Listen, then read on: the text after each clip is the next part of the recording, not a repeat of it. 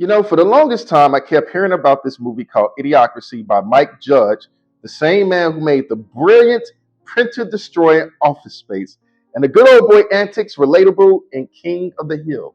Office Space is one of my all time favorite movies. At some point, I was yearning for another Mike Judge release with the same sense of humor as Office Space. When I would mention how much I love Office Space to friends, I would get a "You haven't seen Idiocracy yet?" sort of response. So, needless to say, my curiosity was piqued. I wanted to see Idiocracy at the time of its release in theaters, but life happens and it just never happened. Yet over the years, especially as we entered this woke era we're in today, people online kept saying Idiocracy isn't a movie, it's a documentary. That philosophy about this enigmatic cinema began to intrigue me.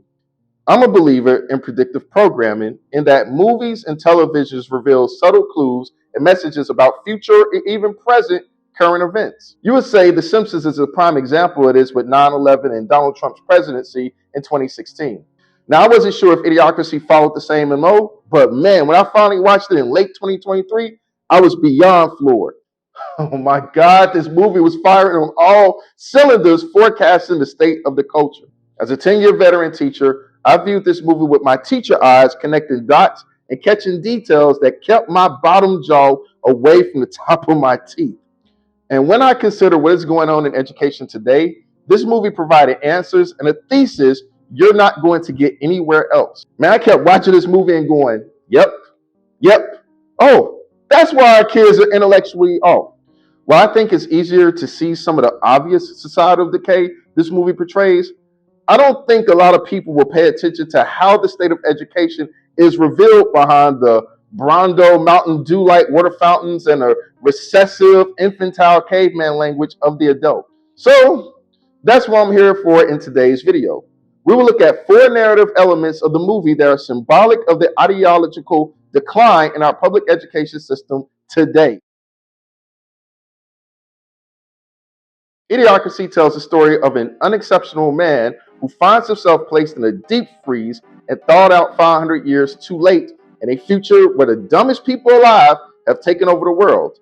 And he's suddenly the smartest man alive, if only by default. Now, listen to that last line, where the dumbest people alive have taken over the world. And man, this was a shocker for me, but what are the dumbest people in the world wearing in this movie? Crocs. Now, stay with me, folks. Let's connect the dots. What are our students wearing who are generationally reading and writing below several grade levels? Crocs. Now, there's nothing wrong with wearing Crocs, but it's what they represent, kind of like how pants sagging communicates sexual availability and criminal imprisonment. Now, you may stop this video here because you may think I'm talking out the side of my poop chute. But again, stay with me for a second. The trend in our current world is exchanging good for evil, evil for good. Ugly is beautiful, and beautiful is ugly. If sporting Jordans are the shoes of champions, then psychologically, Crocs are the parallel of this notion regarding appearance and fashion only. This movie inadvertently made Crocs a thing during its release. The claim, according to a Snopes article, was everyone in the 2006 movie Idiocracy wears Crocs because they were cheap and the film's producers thought they were too horrible looking to ever become popular. This was soon validated by Mike Judge himself on several interviews, such as this Joe Rogan clip. And I feel like the curse of the movie kind of just spread out into the world or something. Yeah, I was just thinking that, so there was the wardrobe woman, whatever, I don't know, what do you, costume designer is the official title. She had a limited budget also, and for the shoes, so we shot it in 2004. She tells me, okay, there's a startup, and it was Crocs, but they weren't out in the world yet. But it was a small company, and she goes, look at these horrible plastic shoes with holes in them. She said, we could really save a lot of money, just put everyone in these things. And then I said, well, what if by the time the movie comes out, what if these become popular and people are wearing them? She said, oh, these are never going to become popular. No one would ever wear these things. They're horrible. And then, yeah, there you go. But then it took 2 years for the movie to come out. Then people are going like, oh, that's pretty funny that you put everyone in Crocs. They did kind of become popular, right? Yeah, and then they're not around much anymore, but they were really popular. They're really popular right now. They Are came they back. back? They came back in the last like 2 years all of a sudden. What do you mean? Who's wearing them? Like Post Malone had a deal with them. I think Justin Bieber Really? did too. People are putting like pins on them and stuff. They're very popular right now. And why have these shoes become popular? Now, without hurling insults, people are mentally lazier, unwilling to question info presented to them, accepting almost everything on social media as gospel. Now, while the movie does show a mental decline happening, what's realistically going on is people have exchanged logic and reasoning for these microwavable emotional reactions and outbursts, which creates these groupthink scenarios at high rates. When the unexceptional man, played by Luke Wilson, shakes things up with his normal intelligence, the people can't really challenge him because they do not have the normal fortitude developed to combat standard common sense, which is why they were so easily duped by these companies in the movie in the first place. So, what do they do as their last line of defense? They have these primitive emotional reactions. Again, I understand Crocs serve a functional purpose, and that's comfort and flexibility. In its true origin, the shoes were originally Dutch clogs with holes poked in them and a strap added to prevent slippage, which explains their hideous appearance. This made the company that produced them hard to sell, but after a few people tried them on for bloating, their utility and comfort couldn't be denied. Every person wearing Crocs is not dumb, but what they represent can't be overstated. Despite the accuracy of the low intellectual condition of people in the movie, disturbingly aligns with that of all students sporting the same ugly footwear. It's really hard to prove if including the Crocs in a movie was predictive commentary on our culture's smart status, but one can only read in between the lines. Brando is the movie's drug of choice regarding in-story propaganda. It's parallel to how food corporations today sell junk food disguised as health food, hiding behind buzzwords such as protein and vegan. Let me give this video game comparison, okay? To make the Sega Genesis effectively compete against the SNES back in the 90s, they went a step ahead of just saying it had 16 bits. Rather, Sega emphasized a term called blast processing, which meant technically nothing, but sounded cool to the unchurched and uninitiated. The Sega Genesis has blast processing. Super Nintendo doesn't. So what's blast processing do? Electrolytes and Brando is the same, except unlike blast processing, is not an empty term and is abused out of context. The electrolytes part was a buzz term also to dumb down the masses, convincing everyone it was not only a healthy option, but the only option in the movie because it has electrolytes. The Brando's got what plants crave. It's got electrolytes. Kind of like your Gatorades and Powerades, which are really just sugary drinks disguised as hydration replenishers. However, we're not going to focus on those brands at all because we have a chemical far worse and is increasingly more acceptable today to Brando levels when it was originally restricted to adults. This crazy chemical compound I'm referring to is your friend and admittingly my friend, and that is caffeine. Now, your first argument may be, hey, wait a second. Caffeine does the opposite. It's a smart drug. It's not a dumb drug. It's nothing like Brando where I'll turn into an idiot if I drink it. That defense could be the addiction talking to you, but you would be right. Caffeine would be considered a classic nootropic when consumed in moderation. Yet, we forget that it's still a stimulant at its heart, the cousin of nicotine, and just as addictive. That's why coffee and cigarettes would go hand in hand for adults of the 70s, 80s, 90s, up to today. Eventually, we graduate past the nootropic aspect right into zombie land where we aren't thinking clearly because we are fiending for that next hit. The thing we consumed is now consuming us mentally. The Brando spouting out the water fountain earlier represents caffeine for us as a much larger issue. Caffeinated beverages seem to completely eat up shelf real estate in drink coolers in all sorts of brands with a new one hitting stores monthly. Yesterday is Celsius and today is Bloom. I accidentally bought a drink thinking it's caffeine free, but alas, I was duped into it because I didn't read the fine print on the can. I see a water fountain itself symbolizing this ease of access in a movie. People forget that caffeine is still a stimulant and a very addictive one at that, but energy drink companies have, like the water fountain, created a caffeine economy where energy drinks are abundant and easy to purchase. Volume is a highly effective strategy, and the wide availability of these products makes people either ignore or simply not care about the caffeine's long-term ramifications. Now, again, someone could push back and their intellectual laziness and say, people have been drinking coffee and these drinks for years. But the difference is that coffee wasn't being marketed to a younger demographic like we have with these energy drinks today. As a matter of fact, my grandparents in the early 90s wouldn't let any of the children have any coffee despite our curiosity, as it was a drink mainly for adults. A sort of protection existed as they probably knew, hey, this stuff is too strong and addictive for young kids. Yet, in my 10 years of teaching middle school, many children are walking casually with Monster energy drinks, compounding their already hyper and crash out behavior with a stimulant that they shouldn't be drinking at all. Again, you may dismiss my point with, well, caffeinated sodas have been here also. And I would push back with this argument. Your average caffeinated soda contains roughly around 25 to 50 milligrams of caffeine, while energy drinks are hitting above 100 milligrams easy. Caffeine has not done me any wonders, and I see why my grandparents kept it from us. I confess that this magical drug has had its grip on me for a decade, and I'm more anxious, and it's caused me some gut inflammation and weight gain. But unlike many, I do not deny my addiction, but accept the reality that it's where I am right now.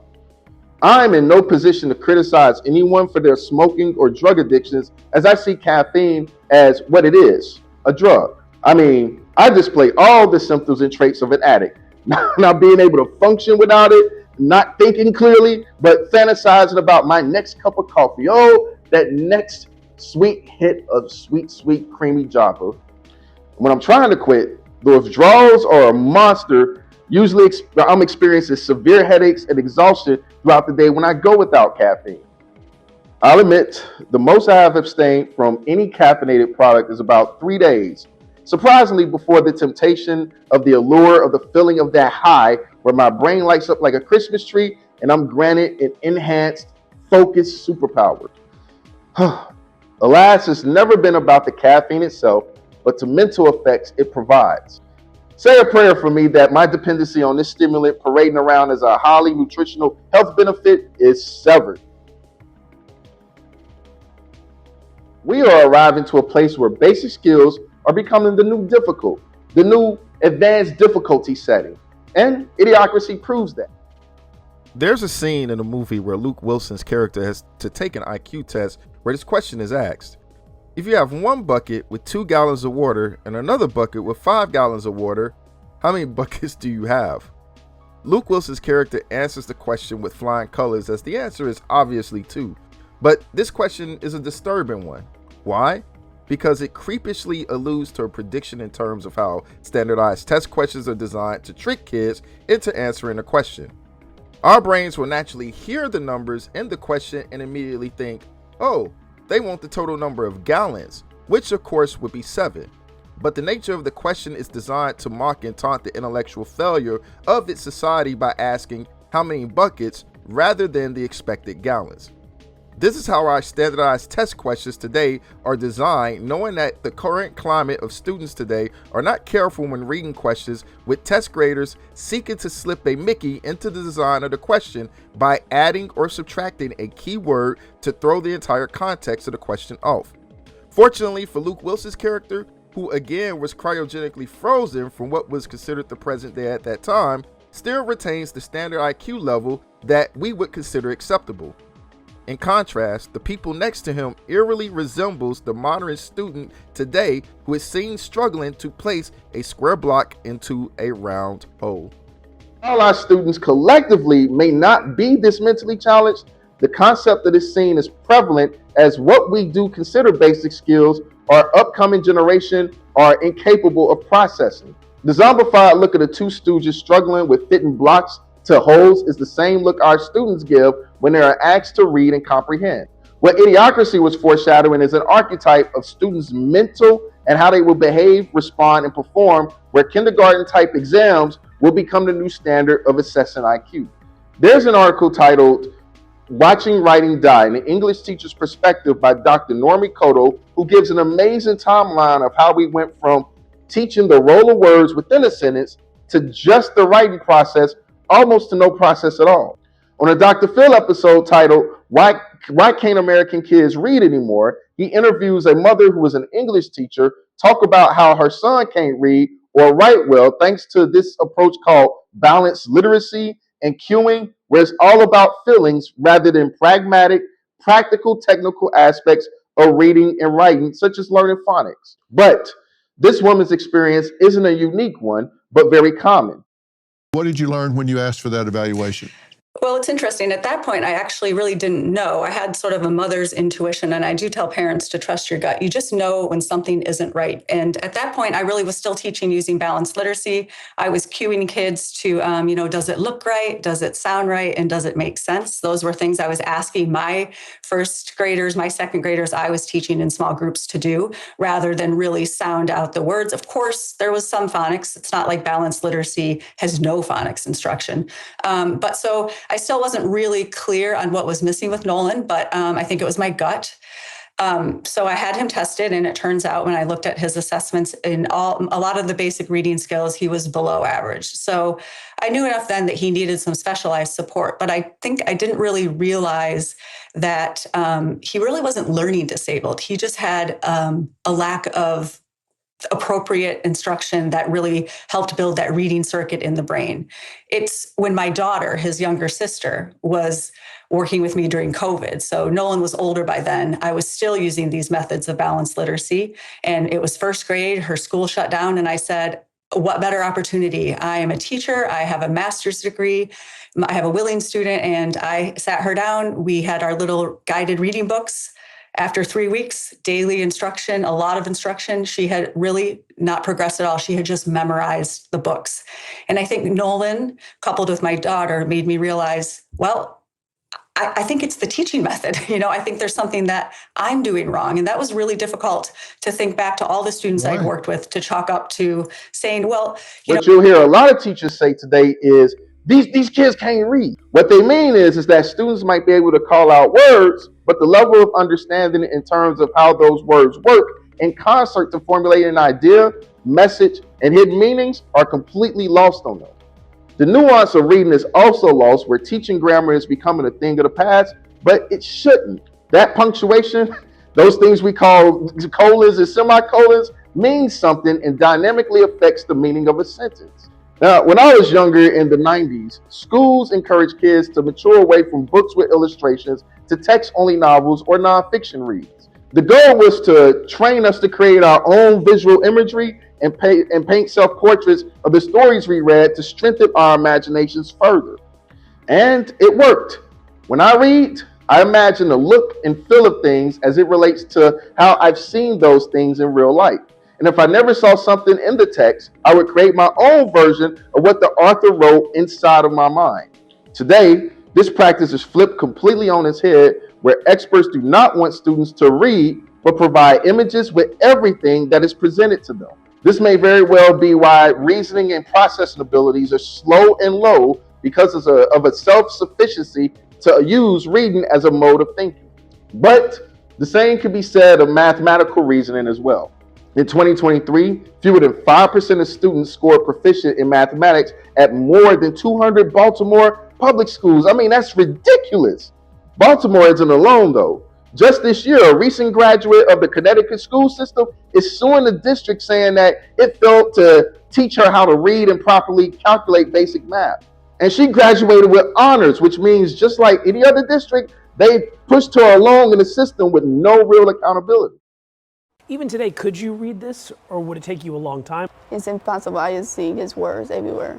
Alicia graduated from the Hartford Public School System last year, but she says today she is illiterate. She still doesn't know how to read or write. When she was in early education, they would just either tell me to stay in a corner and sleep, or just draw pictures, flowers for them. And when she was in high school, she relied on speech-to-text programs and other apps to read and write essays. So if you had an assignment where you had to write something, you'd open up a document like this and then do what? I would go here to use the text-to-speech. It says dictate. Dictate, yep. I love pizza. This is how you would do your assignments. And then... Cats of the World VAK sporting a twin-prop airplane. If you had to read something, that's how you do it. She said her mother, who does not speak English well, tried to get answers. This is reflective of an endemic issue where America values titles and image rather than the substance of a person. Districts would rather look good and claim they have a high graduation rate of honor students rather than actually producing students legit having the skill sets to contribute to our economic structure. We cannot deny the pivotal transformative role technology has slowly played in all of this. About 5 to 6 years ago, I wrote an essay titled Humans Are the New Crash Test Dummies. Now, the core of that essay was to stress the consequences when we as humans outsource our skill sets. In that article, I bring up the ramifications of a small invention called the calculator. You heard of this thing, right? So here's my analysis of the skill costs we pay with such a small invention. Consider a calculator. Though a great invention rectifying adding and subtracting in time-sensitive situations, ease of problem solving and quick response, the device carried a symptom. It did all the work for us. While we are subtracting on a calculator, we are subtracting more and more from our mathematical capabilities.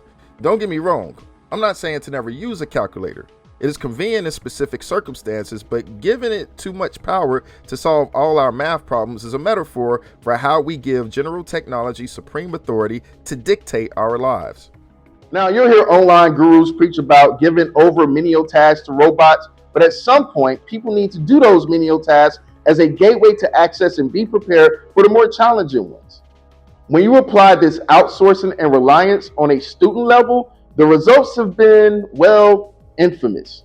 To be great thinkers, students have to be able to write well. And I'm not just conveniently piggybacking off Jordan Peterson espousing this, but I've seen this with my own eyes in the classroom. If we listen to online gurus and egotistical engineers, writing is nothing more than a means to an end. Anyone can write. It's a low-level skill. Yet, what we are ending up with is students who cannot spell and connect and articulate their thoughts coherently, and students who cannot communicate through writing, and many more issues. This then creates pretty crappy engineering students who like to depend on the whole, I just can't explain it, I just know it. And that sort of thinking will only get them so far. Some of them can't even write well at all or really articulate their thought processes when actually creating these complex, we're bringing it abstract into the material world and creating these very cool inventions. They don't know how to actually express themselves effectively. And since technology progresses exponentially, we have finally arrived at the doorstep of AI, which means we have more people tempted to exchange their basic skills for microwave results and an immediate false convenience. In Idiocracy, society as a whole has outsourced not only their freedoms and liberties, but their thinking to corporations and the government, which is ran by these said corporations. We're currently heading that way today, where the argument for government control via economic class structures such as socialism and communism seems like a viable option as capitalism continues to be demonized. Those same students who complain, oh, that's too much thinking, will be more than happy to fork over their mental free will. Here, you can have it. I don't feel like thinking anyway. We're exchanging tried and true, statistically backed, historically proven methods of teaching, reading, such as learning phonics, in exchange for feminist, Marxist practices, such as cueing, which depends on feelings and subjectivity to understand the phonetic nature and etymology of words. As we continue to pull the small details away, watering down and oversimplifying the content with silly reading methods, such as cueing and this new age, complicated way of learning math because we have a collective belief that our kids are dumb, then the only basic skills test we will be able to give them will be on shapes and other kindergarten things. If I give you control over my thinking in exchange for guaranteed security and comfort, then I will gladly give you the keys to my medulla oblongata. Again, that's a ridiculous thought, but here we are. Oh man. Oh, here we go. I'm probably going to catch a lot of heat for this section. Out of everything we discussed in this video, I find Idiocracy's depiction of the future societal reproductive strategy, which is our present, to be the most disturbing. Which means we need to take a look at the very beginning of the movie. In this opening scene, the movie introduces the viewer to the promises of human progression. What should have been this sort of futuristic evolution where technological and scientific breakthroughs abound quickly devolve into the opposite direction. We see this back and forth between the supposed have and have-nots. Supposedly, anyway. Here we have one couple who is very professional, both heavy in their career concerns. But then we have the polar opposite, the trailer park economy attempting to be like Solomon in his old age. What the movie is showing us in this clip is the reproductive behaviors between the two classes, social and intellectual. The movie goes out of its way to inform the viewer of the IQ variance between each couple. The professional, higher IQ couple, Trevor and Carol, more concerned with career advancement, delay having kids waiting for the right time. The wife is leading this decision while the husband's sidekicks in agreement. More on that later. Their delaying of having kids is also symbolic of how today's higher class American culture prioritizes material prosperity and the feelings of how adding children to the mix burdens that pursuit. Then there's the other couple, Clevon and Trish, where Clevon is sitting at a whopping 84 IQ while Trish's IQ is unknown for some reason. It's unknown if philosophical traditional gender roles are held in high regard by Mike Judge, protecting the feminine innocence of the very country lady, sparing her the embarrassment of revealing her IQ as well. My theory is that maybe Mike Judge holds feminist values, only portraying women in the highest light rather than in the lowest degree. Believe it or not, it could swing both ways on the liberal and conservative side for this one. But I digress. It should also be noted that Trevor and Carol's relationship reflect the flipped roles in our society where more women are taking lead in their relationships while the man plays the background. What doesn't get stated is how women develop spite and resentment of their spouses in silence, eventually losing all respect for the person they decide to spend the rest of their life with. Idiocracy does a great job capturing societal themes in very quick spurts throughout the film. Going back to the scene, Trish finds out that she is pregnant with Clevon's fifth child, or rather sixth, one where Clevon clumsily wonders if he told Britley, his affair partner, to get on a pill and not Trish. Fast forward 5 years later, and it's still not the right time for Trevor and Carol to have children as they are waiting for all their ducks to be in a row despite their professional and financial success. You're here inside the movie where Carol's talking about the market not being right and all these sort of other weird reasons. It's an early version of Dink's dual income, no kids, but Trevor and Carol do not celebrate the absence of children from their lives. On the other end, a baby mama battle ensues where Brittany taunts Trish that there must be something over here Clevon likes, not before he is chased down by mystery baby mama number 3, Mackenzie. This places Clevon's child count to a total of 9. Another 5 years pass and surprise. Carol and Trevor are finally trying for children, except it's not going well. Carol hints that Trevor's sperm may be lacking or incapacitated, shifting blame while not taking ownership that she may have possibly allowed too much time to pass for her body to handle a sound pregnancy. We soon get a view of not Clevon, but Clevon Jr., who is a meathead jockey expressing the same promiscuous behavior that Clevon Sr. exhibited.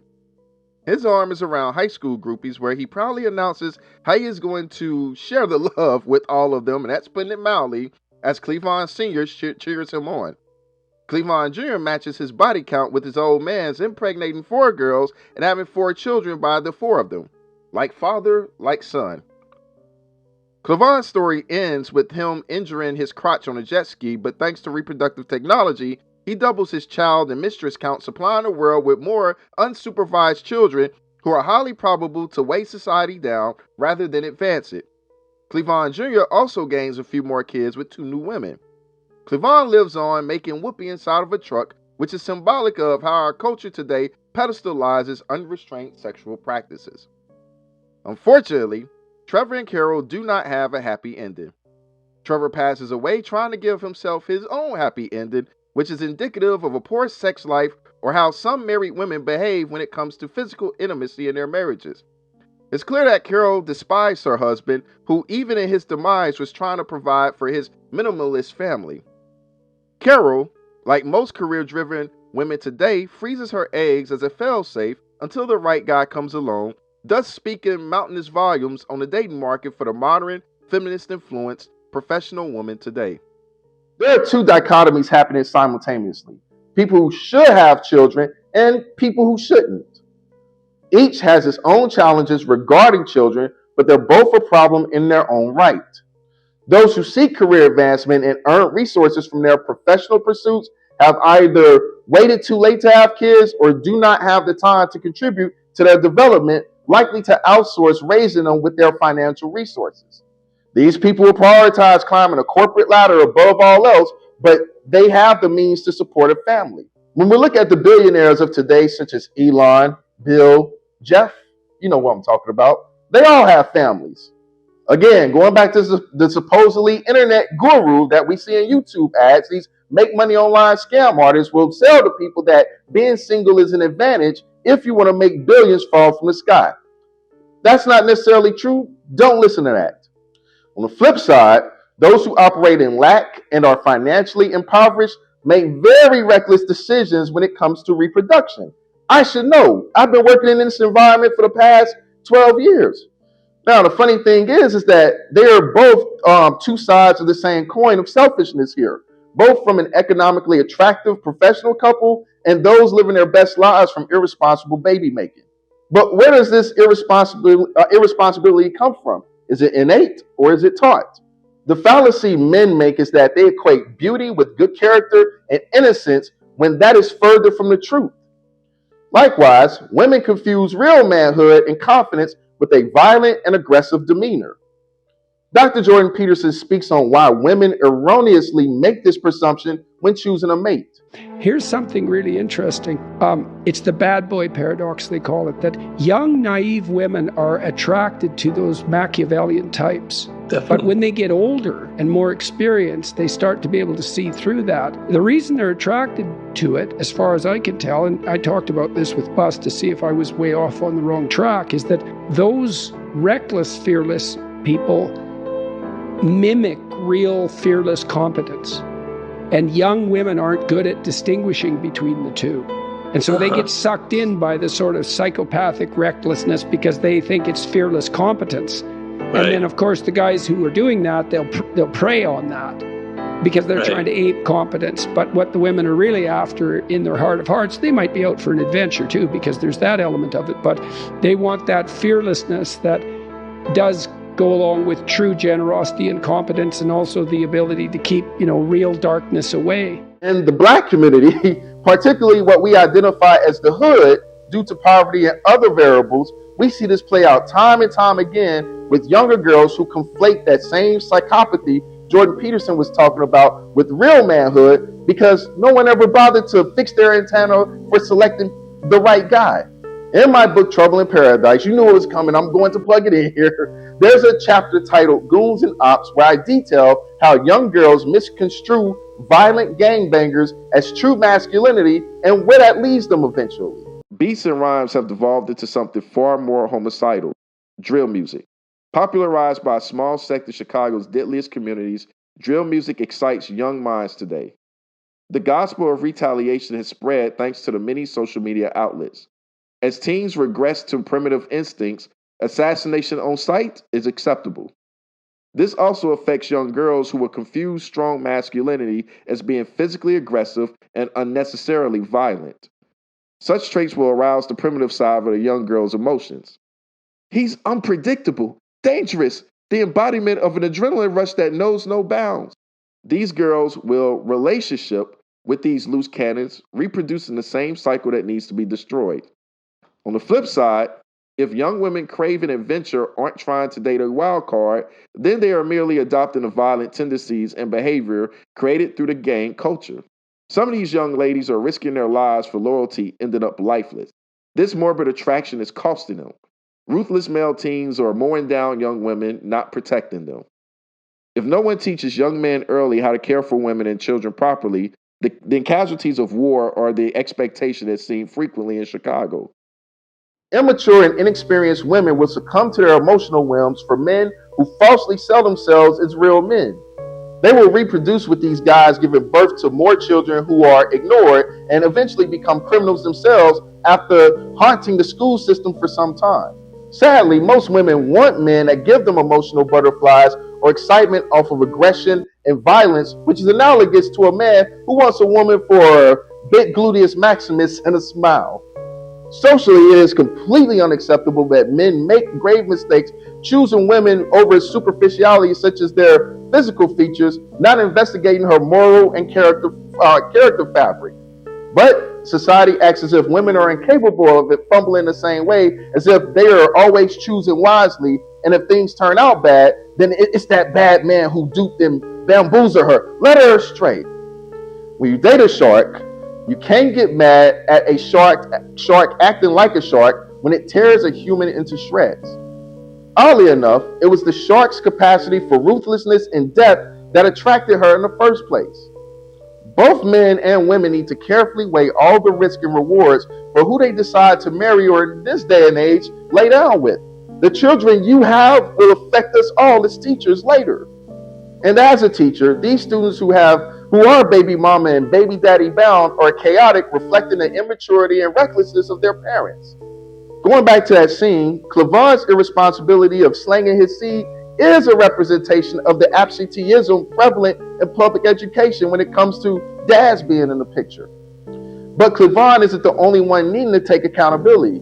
It takes two, as selfish, self-absorbed women who reward these irresponsible men with their goodies, only increase the pool of neglected children that teachers will guarantee have to wear multiple hats in order to do the one job they were hired to do, and that's teach. Children who are deprived of love and emotional nourishment depend on their teachers, whether they can express it or not. And it's unfortunate because teachers today, especially in this very scarce climate where teachers are dropping like flies, are not equipped to deal with all this emotional baggage. I heard one internet personality say this, and I think I agree with it. Guys, here's my take on this. It begins and ends with a man. I agree with this belief because men first need to be responsible without passing the buck of our foolishness to the fairest sex. Men have to learn how to practice sexual restraint despite if the culture rewards women not to do so. As a matter of fact, because the culture with its many dysfunctional ideologies encouraging women that strength comes from sexual expression and liberation while playing the victim and hero at a record scratch, it's even more imperative that men practice restraint because what exists before us is a web to ensnare our very freedom, entrapping us to unfair representation. Teachers have reaped the negative consequences of a society that celebrates family breakdown and dysfunction. If you're wondering if we are headed for an idiocratic society, the answer is we're already here. You, me, we're here already. This movie was released in 2006 to depict the things of the culture during that time that remained in gradual decline even as we speak today. Idiocracy is doing more than just portraying people as being dumber, but through a flip philosophy of morals where good is bad and bad is good, which is what I said earlier, our society is headed for inevitable destruction. Or a path where we allow a handful of people to deem that humans are not fit to govern or authorize anything and thus outsourcing our dominion to external entities. Because a dysfunctional culture is prevalent and preferred, students will only become worse because the worst is considered the best. Therefore, teachers will not be victims, but ruled incapable of handling upcoming generations of children. And because the classroom environment is becoming increasingly hostile every year, current teachers and future teachers are quietly excusing themselves from the table and saying, enough, I'm done with this. I believe it's by design. Continue to decay the moral fiber of humanity so a better solution is offered, a Hegelian dialectic undertaking. So much so that now artificial intelligence technology, automation has evolved. We are now at the point that we can have teacherless classrooms. You heard that correctly, classrooms without teachers.